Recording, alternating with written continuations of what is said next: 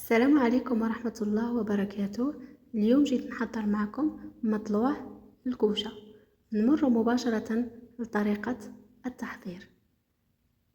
هنايا في قصعة نديرو كيلو فرينة، نضيفو له 2 مغارف كبار ممسوحين خمارة،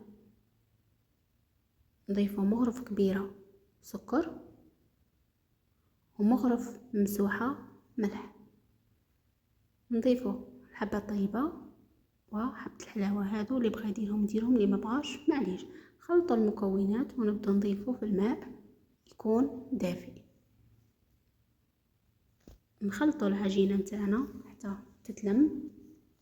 هنا بعد ما لميناها نخلوها ترتاح مدة 10 دقائق. هنا بعد ما ارتاحت نهبطوها وكذلك نخلوها ترتاح. نكرروا هذه العملية 3 مرات، يعني نخلوها ترتاح ونهبطوها 3 مرات.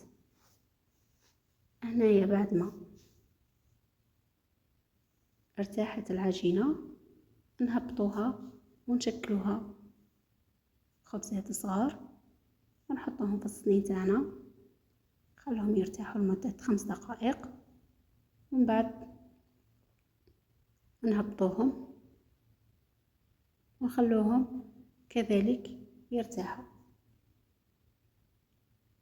هنايا بعد ما شكلناهم على شكل خبزات، انا قطعتهم نصفين ونخلوهم يرتاحوا. هنا بعد ما ارتاحوا ندخلوهم للفرن يكون ساخن. وهذا هو الشكل النهائي نتاع المطلوع نتاعنا.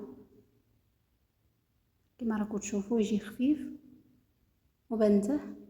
جربوه وحكموا عليها. مع السلامه.